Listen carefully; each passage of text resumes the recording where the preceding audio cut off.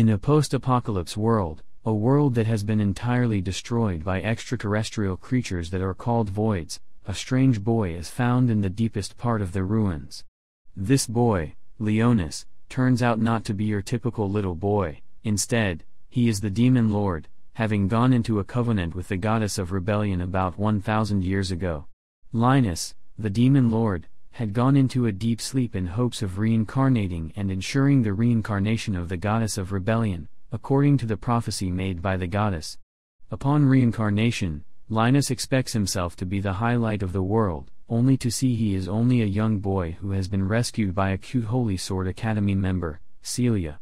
In hopes of using Celia's link to that world and finding out what has caused the pandemic in the present world, Linus, accompanied by his maid Shirley and his friend Prince Blackies, follows Celia to the Holy Sword Academy. Will Linus succeed in fulfilling the Goddess of Rebellion's prophecy? How does he intend to handle things with Celia? Subscribe to watch Demon Sword Master Excalibur Academy on my channel starting October 1st, by Celia Ray Cristalia, who is popularly called Celia. Regina Mercedes and Celia are in the ruins trying to investigate the hive. One thing that can't be taken away from Celia is her diligence. She is so diligent that she has been called Miss Brave at one point. She stands at death's door, proving brave enough for anyone to wonder where her bravery is from. They arrive at the 7th layer of the ruins, but they see that there are no signs of a void. Regina asks Celia if it is about time they withdraw from that layer, but she insists that she has received a report that they are making a hive deep in the ruins. So, she pleads that they investigate, even if it is a little further. Seeing her strength and diligence, Regina tells her she is diligent. She explains that the mission is very important and it goes deeply into the safety of their capital. Because if they allow any of the hive to go unchecked, it would be like they are letting them invade their capital. They arrive at a strange place in the ruins, and they find out it really looks fit for a king. They realize it is the king's tomb. Holding their camera in their hands, they want to see what is there without having any other thoughts in their heart. They contemplate if they should destroy the gate to the tomb so they can see what is there. Upon getting nearer to it, they see an inscription on the tomb. They don't even understand the language, and they are left to wonder if it is an ancient language. They notice something, and it is really weird. It seems to them as if the gate is still breathing, like the system is still running, and it is looking like an ancient ruin. Courageously, Celia says she would like to check the surroundings. Regina doesn't want to follow her, so she asks her when she will be done with the checking, and Celia promises her she will be back very soon. Celia checks the letters once again, and she wonders what could really be behind that strange gate. As she touches the gate mysteriously opens, to their amazement. They see a person inside the gate. He doesn't understand where he is exactly, and while trying to calculate the possibility of what could be happening to him, he assumes the reincarnation has succeeded. In about 1,000 years have passed already. Who is this strange man? Why is he screaming that the noises are disturbing him? It was eventually they found out that they had awoken the demon lord from his slumber. In fact, the mausoleum should have been completely closed off by the sealing of the magic gate. The demon lord hears the girl speaking in human language without considering that they were the ones who saved him. He assumes that they are grave robbers and he decides to show them a sight of him. He commands them to perish and asks what audacity they have to rob the demon lord's grave. Just as the demon lord is about to give them his punishment, he stops. Celia realizes that the person who has come out of that tomb is a little child. She asks him what a little child is doing there, and it is at that point that the demon lord realizes he is just a little child. He looks at his hands and body and wonders what he has done wrong. He wonders if the reincarnation has failed him, and he tries to recall his reincarnation steps. Even if his reincarnation failed, he couldn't imagine that he would return to such a form. He says it is almost like he has gone back to his form that used to be called the Bracelianus, and he really doesn't know what to do. They ask him if he was locked up in a place like that or if he was captured by the voids. He really doesn't know what the voids are. They run closer to him to make him feel better. Seeing a random child locked in the tomb isn't something anyone can get accustomed to, so they really feel the need to make him feel better, unknown to them that he really doesn't need their help.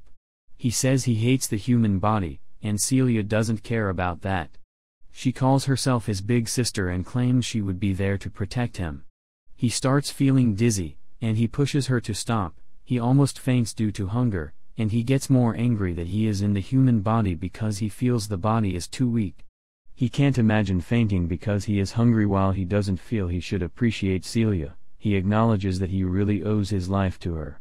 On the other hand, Celia makes a call about the newly found child and asks that they look him up in the lost children list. If only she knew he could be her ancestor, sister. LOL. Regardless, she sits beside him and introduces herself to him. She tells him she is from the 7 Assault Gardens Holy Sword Training Academy, and she is 15 years old. The demon lord could understand her language, but he didn't understand what she introduced herself as. Trying to figure out his environment, he realizes she must have mistaken him for a child captured by a demonic beast. She asks for his name, and he introduces himself as Linus. To his shock, she claims the name is cute. Linus wonders how his name could be cute because in his prime days, that name was the same name that drove people into fear and made them scared. Well, times have changed, and he realizes that the younger generations haven't been taught about him, the undead king. Well, maybe he should blame their history teachers. She decides to call him Leo because it is a shorter version of his name, and she asks him how old he is.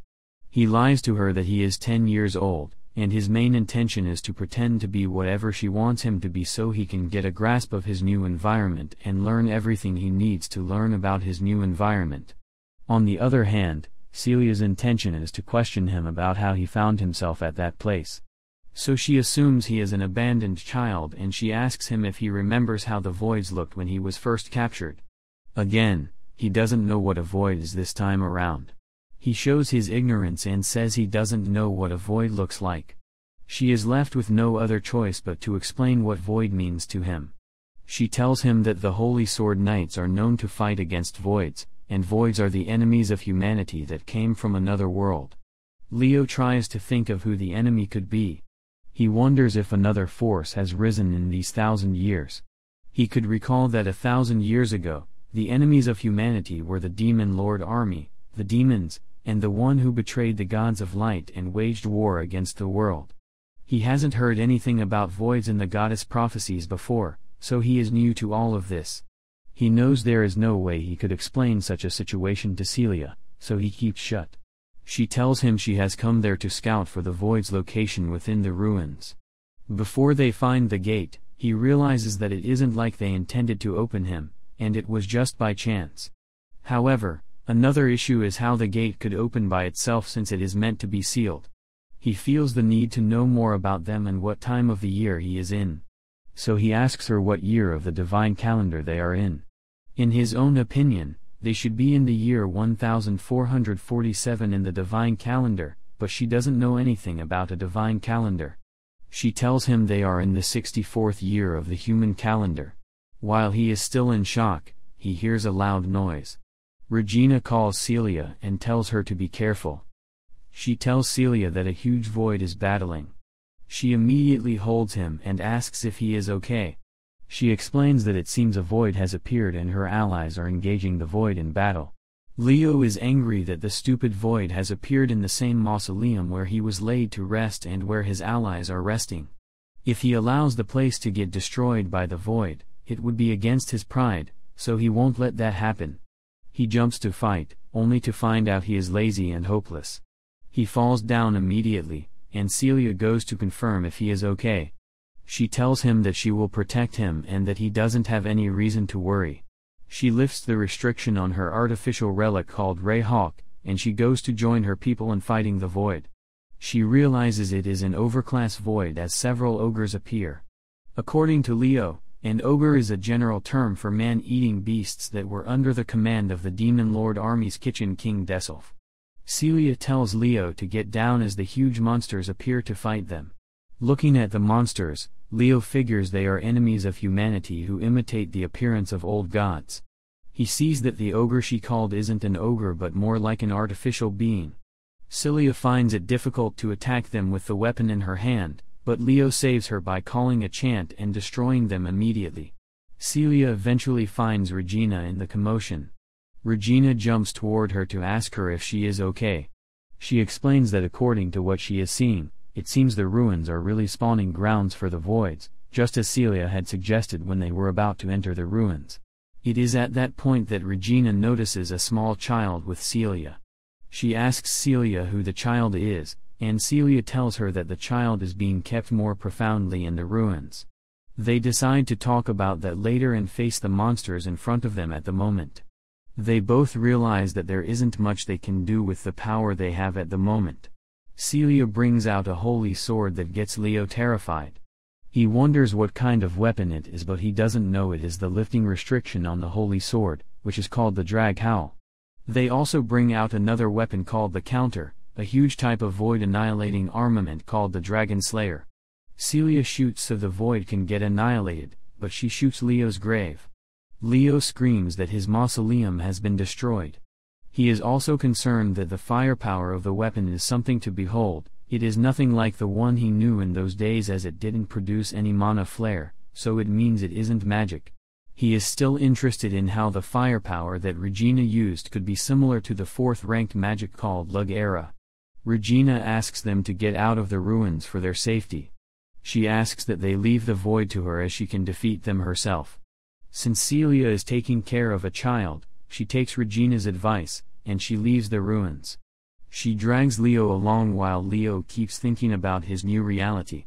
He figures that his reincarnation magic obviously gained and he turned back into his form as a human before he became the Demon Lord.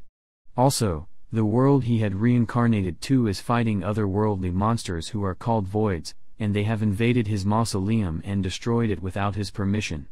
Everything he is going through is out of his prediction. He wants to kill those monsters, but he can't do that because he isn't himself and he is very weak. So he really needs Celia so he can get information about his new world. They keep walking so they can get to the surface, but the journey seems long. He asks her if there are shortcuts so they can reach the surface early, but before they reach, another void attacks them and snatches Leo from Celia's hand. Celia falls off and calls for Leo. Leo sees several voids around, they all look different. So Celia tells him those ones are the flight-capable type, they are called the Wyvern class. She begs Leo to run, but Leo insists on defeating them. He knows it would show Celia some of his powers, but he doesn't have any other choice. He commands them to disappear while Celia keeps calling him back. Celia begs him to run away. She tells him to escape with Regina and leave her to take care of the monsters. However, Celia still feels he is too weak to do anything and she defends him from dying from the void's attack. She lays on the floor dying while he feels she has made a stupid move. He feels it is a pointless sacrifice because there is no way he wouldn't have survived such an attack, except for the fact that she saved him. That was really all she was worth. She is just a human girl who he had allowed to live so he could get more information about that world. He recalls that there was a girl like Celia in his days, and watching Celia stand up for him is the same way the girl had stood in front of him after he had been betrayed and lost everything to the people he had saved. She stood in front of him and told him that being a hero is boring, so instead of being a hero, he should become hers. That lady is the same one who revolted against the world and she was hated by the entire world. It is no one else than the goddess of betrayal. Thinking about her made him emotional, which makes him more unhappy about being human. He wonders how he had gotten back the emotions he had as a human. He thinks of how everything hasn't been going his way. He reincarnated as a human, his abode is being destroyed, he can't fight his enemy, and his savior who had saved him is about to die. He looks at Celia and he admits that she is brave. He admits that she has really piqued his interest a little. His robes are also too big for him to move in, and his feet hurt too. Irrespective of that, he isn't ready to allow the monsters who had offended him this much to go free. In the end, he decides to sentence them to death. He brings out his sealed sin magic staff. It has been about 1,000 years since he had used the weapon last. The weapon was his partner and the symbol of the death of the Demon Lord army. He starts fighting with